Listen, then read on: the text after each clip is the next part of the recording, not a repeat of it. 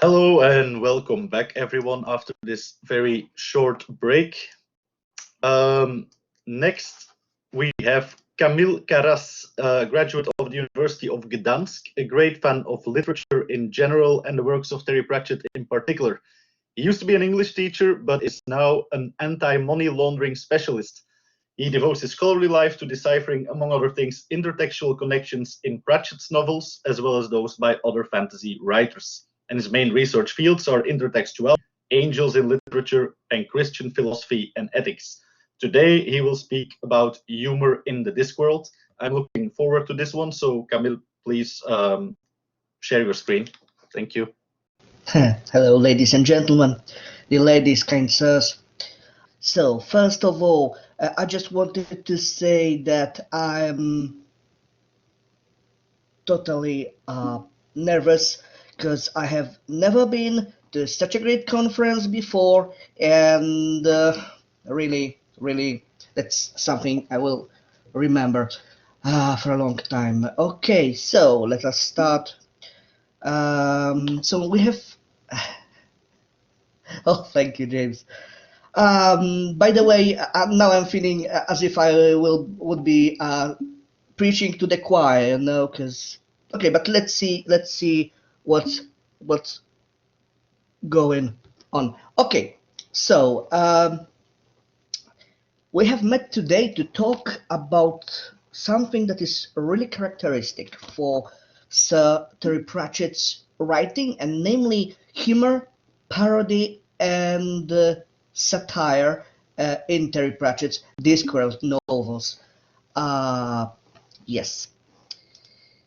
So before we start talking about analyzing certain examples of the parody and stuff, let us now talk a little bit about what is parody, what is satire, because that's quite important. So let us let's state one thing. I'm totally not qualified. I don't feel qualified to discuss humor, and this is why I won't talk about humor, because simply if I started, then it would take much more than the 20 minutes I'm allowed. So please be. I can see that I have prepared a special fancy font. Sadly, it's not here. So sorry, it was supposed to be better. Okay, thank you very much. My T-shirt is really fabulous, one in a kind. Okay, so in his book Parody, Simon Dentith claims that parody includes any cultural practice which provides a relatively polemical, elusive imitation of another cultural production or practice. Comic Sans, no, not really, no. Well, a spectrum that includes imitation, pastiche, mock heroic, burlesque, travesty, spoof, and parody itself. Can be understood simply as mockery of another text, which can be achieved by means of several transformations leading to a newly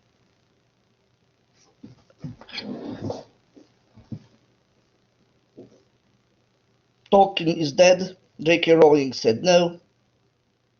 Philip Pullman could make it.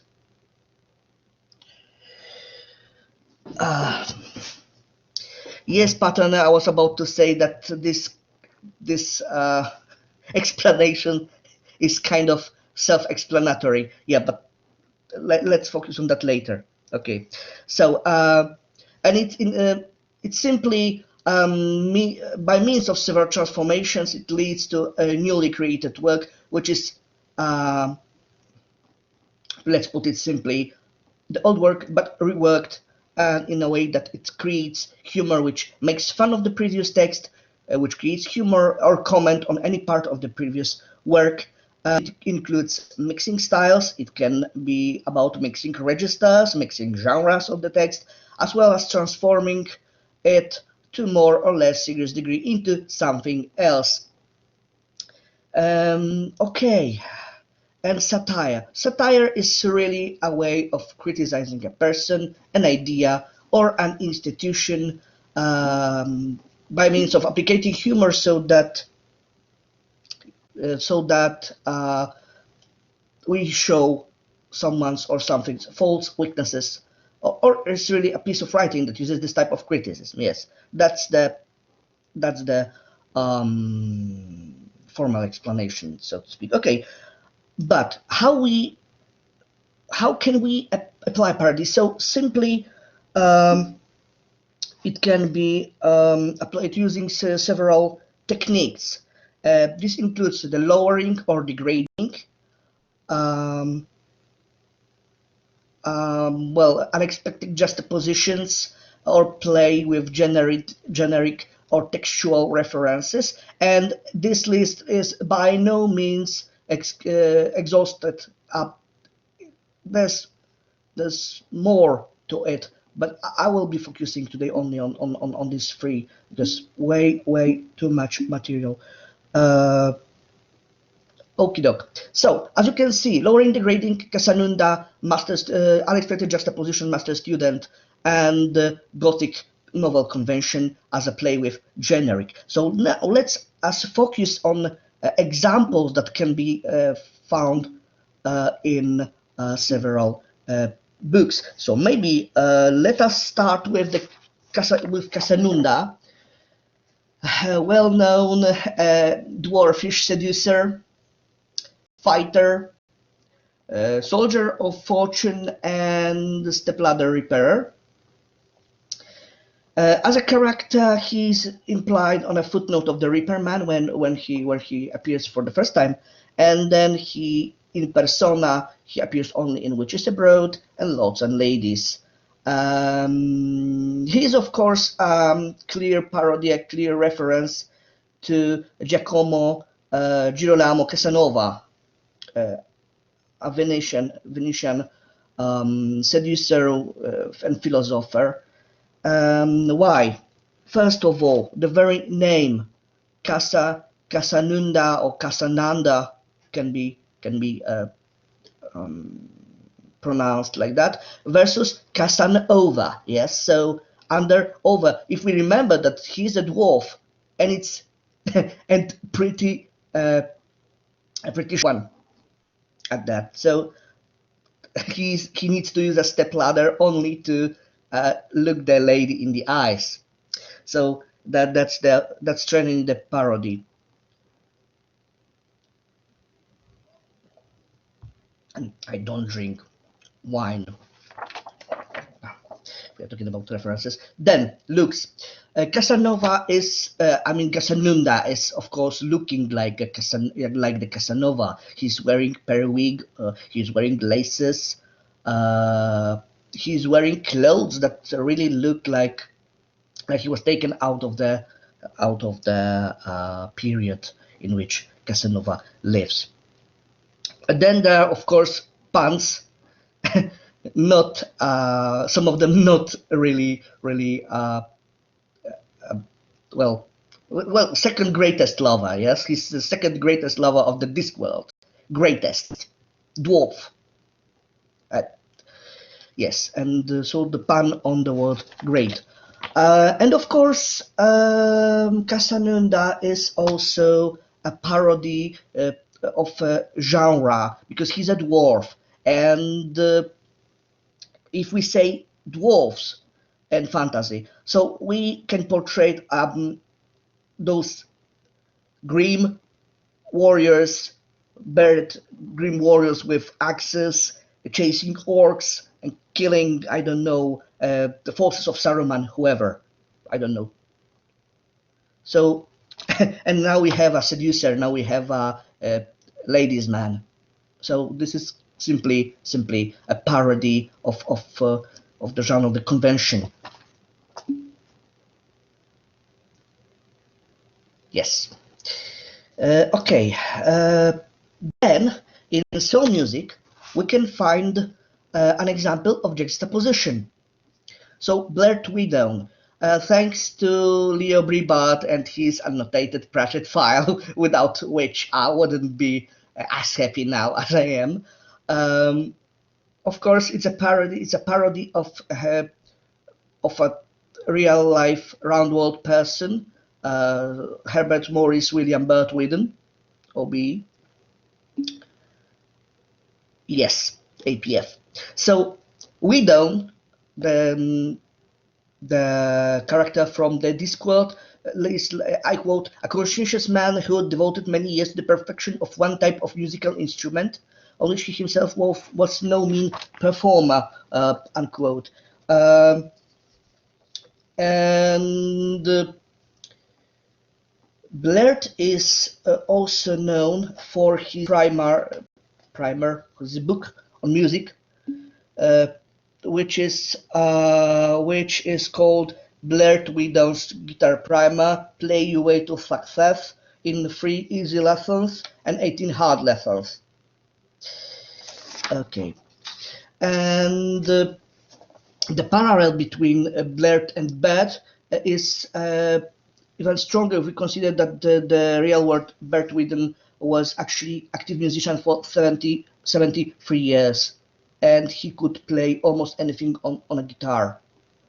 And where is the juxtaposition? So when the music with rocks in craze begins, so after selling some of his guitars, Blair realizes that people want to buy more that he can actually offer, and that's why he's selling the real lame, so to speak, pardon my French, guitars that his apprentice, on whom I will be talking in a moment, produced at the very beginning of his apprentice career, and they were very defective wares. So he's simply, in that way, he's a con man. So a great artist is shown as a con man, as a person who is a criminal, so to say. So the juxtaposition that creates the parody. Okay, and then Gibson, of course, a dwarf apprentice of Blair Whedon, and of course, intertextual reference to the founder of Gibson Guitar Corporation, Orville Gibson, who revolutionized the market of guitar making. And of course, here we have the juxtaposition of apprentice-master role, and he should have been presented as a master, and he's at the same time lowered or degraded. So technically, it is very hard for me to differentiate the roles or the techniques of parody, because Pratchett, they are all overlapping, they are all interconnected. Okay. Parody can also be applied by altering textual references, and a good example can be the family of Macbeth, or however they are pronounced, from Carpe Jugulum. So old Count Bella versus the family of the young, so to say, Count de Macbeth, the nephew of Bella. Of course, Bella is a reference to Bela Lugosi, who was playing Dracula, and who is really considered one of the most iconic, if not the most iconic, representation of a movie vampire. Yes, of course, Macbeth, because they have a magpie in their coat of arms, if I remember correctly. So, so the old Macbeth is standing for the maybe I don't know. So the old vampire, the old count, is standing for everything that is traditional. Of course, traditional for a vampire in our world. So he's wearing a tux. He's wearing he's wearing formal clothes. He is a very sporty person who always helps his wannabe hunters by providing special equipment like religious symbols, so that the people who would come to chase him had or stood a chance. And of course, the young vampires are something really new. So, for example, the young vampires took, or they take, fancy names. So they changed their names from those hieroglyphica, Maladora, Graven, or Mobidia, to Wendy, Freda, Henry, and Tracy, respectively. Of course, Paterner, maybe you are correct. My version of book that I took the names from got it that way. Maybe that's a misprint. I don't know. And they are pretending that they are human. But so Old Count and his nephew, they embody two kinds of evil. The Old Count is the old well-known evil that mankind has means to fight against.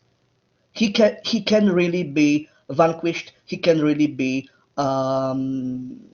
taken out of the equation. Of course, he would return, but people can feel safe because the Old Count really plays according to certain rules.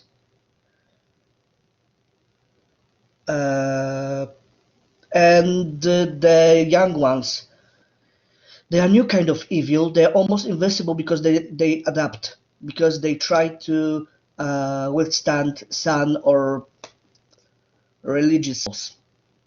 And they try to hide themselves under nice modern words or legal gobbledygook. They write down, they sign the covenant with the city, with the village. Escrow, probably, if I remember correctly. But this is something that is really cruel, and they can be cruel because they know that they can get away with what they do.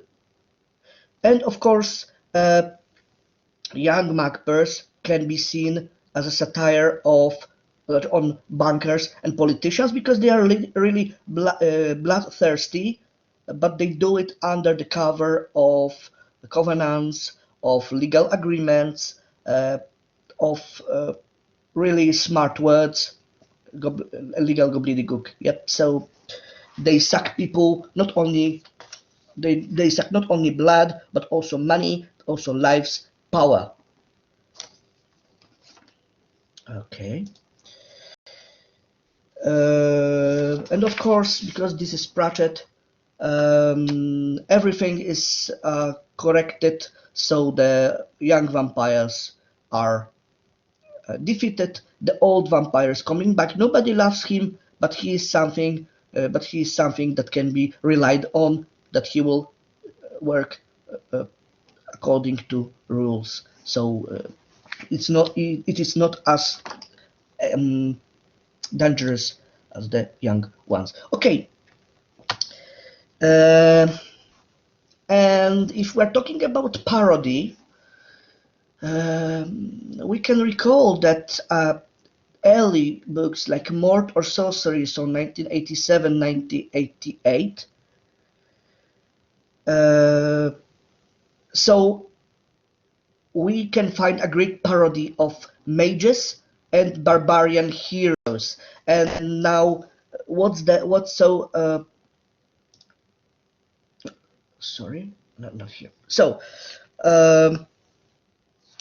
let us have a look at several examples. For example, we've got Igneous Catwell. So Catwell is a mage.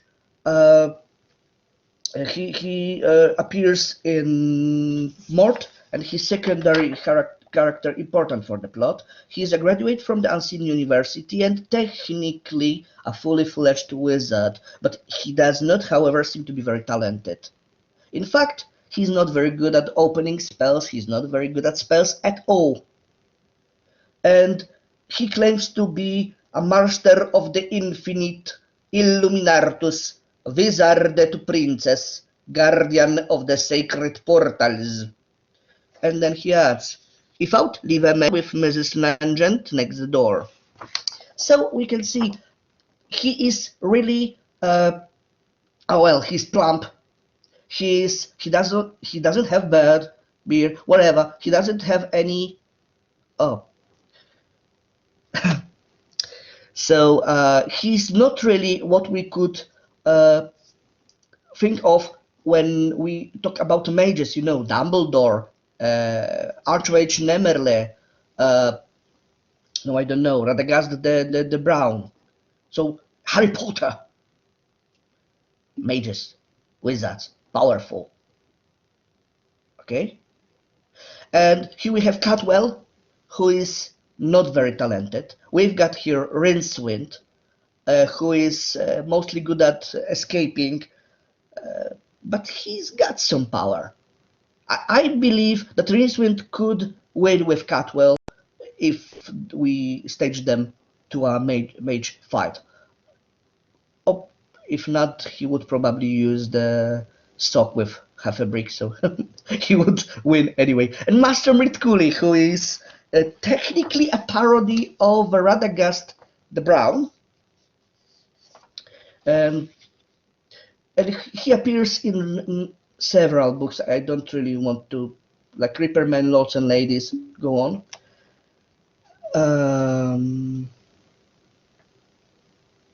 And he's transtextual wizard character, and he's chosen to become an arch-chancellor of the Unseen University because, first of all, he lives away from all the mages. He lives in the village, so he's supposed to be a stupid man, stupid, you know, sorry for, pardon my French, a redneck who is only connected with the nature, you know, and he will be easy to manipulate or maybe killed if he's too cocky. Instead, he turns out to be a crossbow-wielding, raving maniac who is chasing any animal he can, killing, stuffing, putting on a wall. But, and that's why he's a parody of Radagast the Brown. Okay. Sorry, I just need to put it really short. So, okay. And barbarian heroes and heroines: Cohen, Conina, Nigel the Destroyer. Very shortly speaking, Cohen. Oh, we know Cohen. Cohen the Barbarian is the best known. Okay. He's a very good parody of Conan the Barbarian. Only he is old, frailly, but undefeated, and really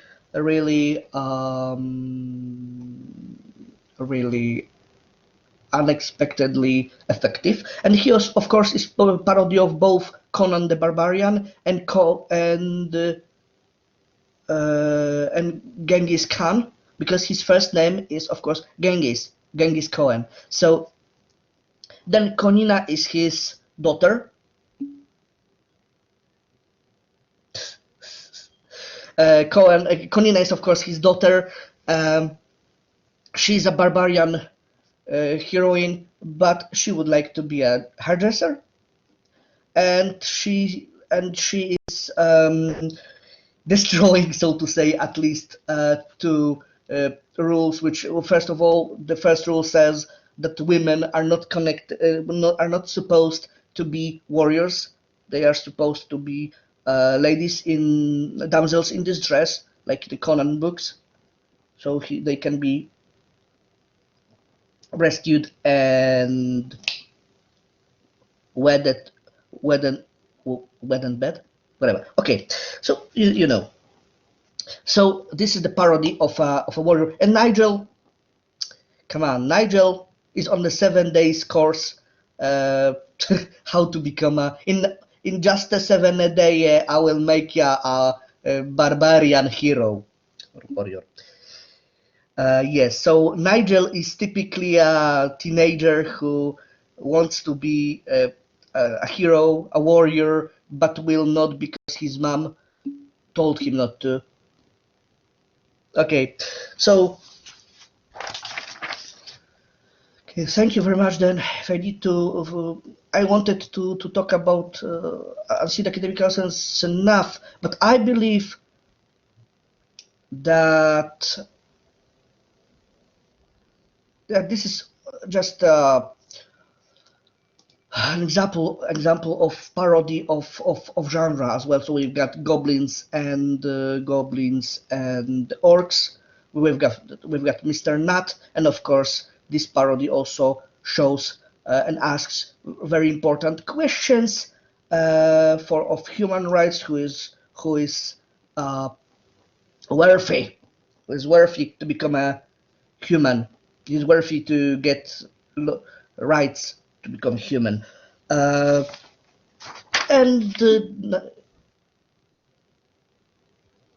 yes, Pattern, I fully agree. Okay,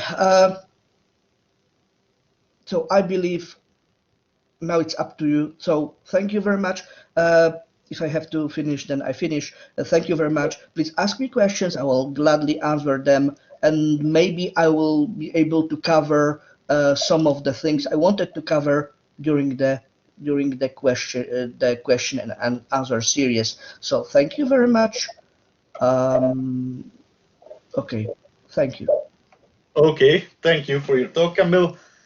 I'm sure there will be some interesting questions after this great talk.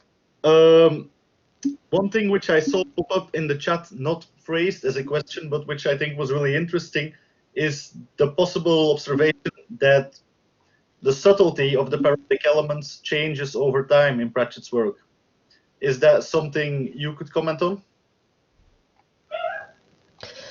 So you mean that the topics are changing? Yes. Yes, definitely.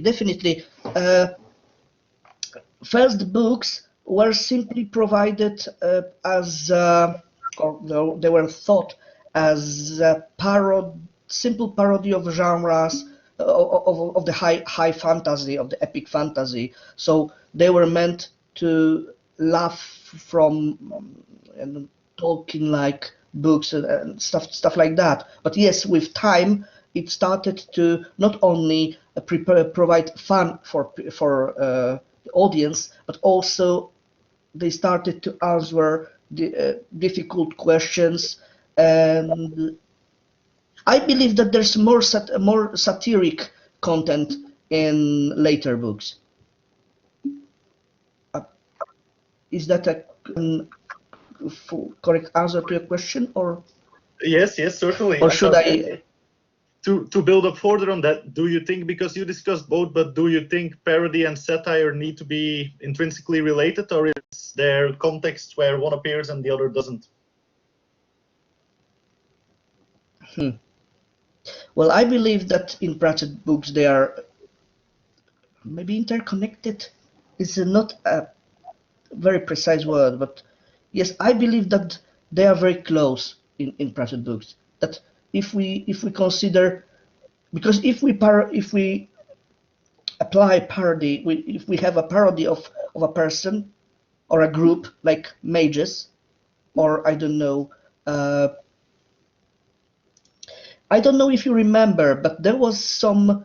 I don't remember the book, but it was one of the earlier books, and there was this issue between mages and the barbarians. About young men in leather pants and a lot of olive oil. Something like YMCA. So there was this joke about that mages would spend a lot of time together in closed rooms, whereas the barbarians were, the warriors were also together, but they were at least healthier because they were in the open. But it was, it was a joke about young people in leather pants, something like that. So I believe that this was also satire on those groups that make young boys really close.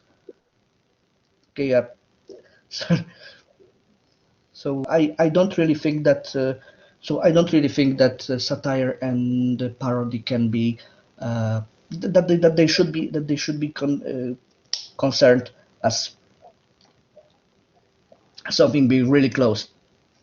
Sorry, I got a little bit. Yeah. Okay. Thank you very much. We have another question here. We're in the process of rephrasing it. One of the slides is mentioning the worthiness of human rights. Would there be possible an overlap with worthiness as a general virtue? Okay, but what do you mean? Okay, what do you mean by worthiness as general question? Because what I wanted to say at that point was that who is worthy?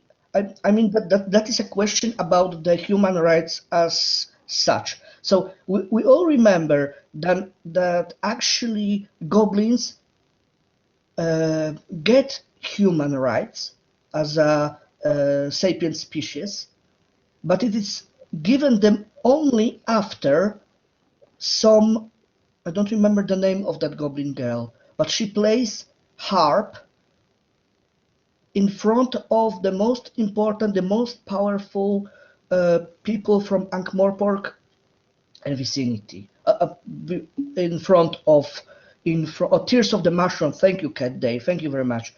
So she plays in front of veterinary, the dwarf, the Low King, and I believe the Diamond King, the troll ruler. But if we consider that what caused the rights, the human rights, the right to be not to be trafficked, not to be killed, not to be treated as animals, is the very topic is brought into consideration only after, because the goblin girl is taught. It's not like her natural talent. She is taught by a human. So, in my opinion, this makes this book, by the way, very post-colonial. And I don't know if Pratchett had that in mind when he was creating that.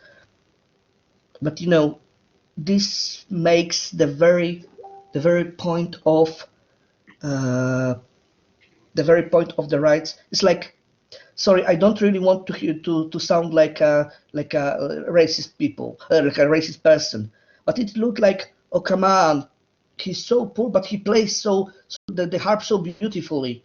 Let's give him. Oh, they cannot be animals. They play so nice. They were trained so well. Okay, so we can.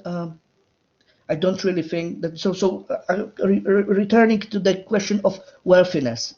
So, what do we understand as the being worthy in general? Good. Thank you very much again, Kamil. I think we should have a really break here. So one of the things I really appreciate in your talk is that it was obvious that you left the chat open. It would make me a bit nervous to have that while presenting, but you interacted with it very well, so it all became a sort of collaborative translation. I never seen this happen before, so thank you very much for engaging with the attendees, even during your speech. So thanks very much. I've enjoyed your presentation greatly and hope to see you again. Definitely. Okay, thank you. We will reconvene in 10 minutes, so that's at 1/4 past for the final presentation of the day.